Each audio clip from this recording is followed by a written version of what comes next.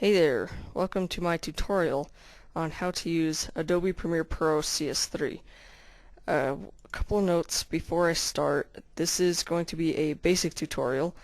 It is going to be a multi-part tutorial, meaning that there's going to be more than one part to it, because it's kind of hard to fit Adobe Premiere Pro all in one video. And it's going to be a basic one. I think I've said that before, but by basic, I mean just showing you basic editing, basic video rendering, and basic importing and all that, and other things that people with the intellect of a fifth grader could figure out. It's not going to be how to do blue screen or green screen, because that has to do with chroma key, and Premiere Pro isn't really the best for that, but I'm just not really going to go into that. So first, when you open up Premiere Pro, you will have this little window come up and have three little folders. And okay, that's not really a folder, but whatever. First, the one that I'm going to start out with first is the help folder. What this does is brings up a bunch of text things that you can click on, and it'll bring up links to other things. And if you would rather go that way, but that's their text ways are like always unorganized, just hard to find.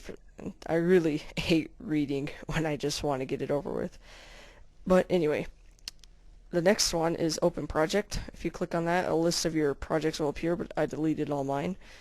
This Recent Projects area will bring a link to the most recent projects you have used. So if you called one of them, say, Penguin, and then Penguin appears, and you saved it, the most recent one would be Penguin, it'd appear right there.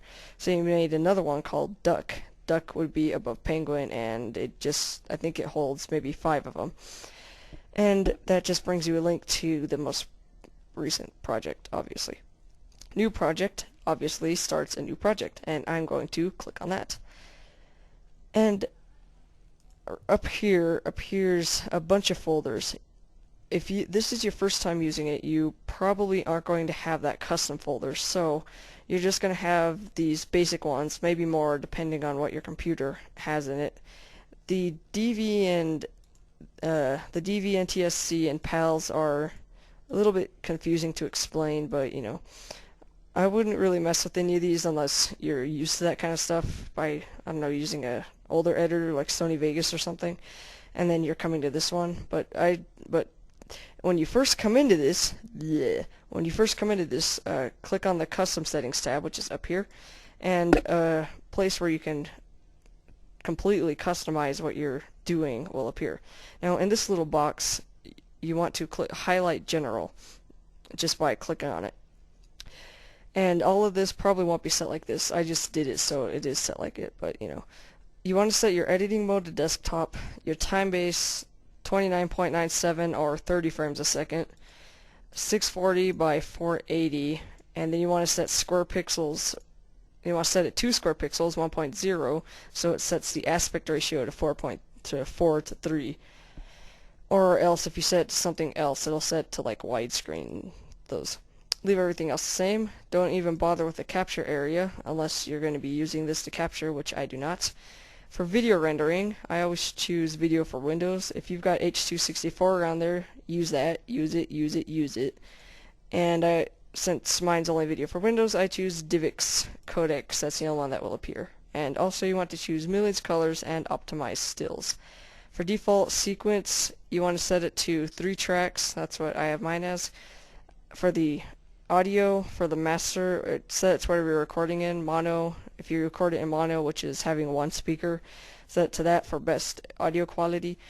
If you have like multiple speakers, to stereo. If you have surround sound and you recorded it in surround sound, choose 5.1. But mine's in stereo. So for the tracks, just leave everything at 0 except for whatever that is on this side. So if you chose mono, you'd want to set that one to 3. If you have stereo, just set that one to 3 and leave everything else 0. And then you want to click on Save and then type in a name and a description. This one's best for YouTube, so you probably want to do that one. For the description, you'd probably want to put in what it has, like 640 by 480 maybe, H.264 all that stuff, etc., etc. But I already have one made, so I'm just going to go to load, and as soon as you save it, a custom folder should appear, and I'm going to click on it. And now you want to come down here for your name, type in something. I'm just going to name mine Penguin. Wow, put a bracket right next to it. That's kind of weird. Anyway. And this concludes not the whole tutorial, but part 1 to my multi-part tutorial on how to use Adobe Premiere Pro CS3. The next part will hopefully be in, well, it will, so let me say it again. The next part will explain how to use it, how to do basic editing and basic transitions and other related items like that, I guess you could say. And thank you for watching this, and be sure to watch the next part to my multi-part video on how to use Adobe Premiere Pro CS3.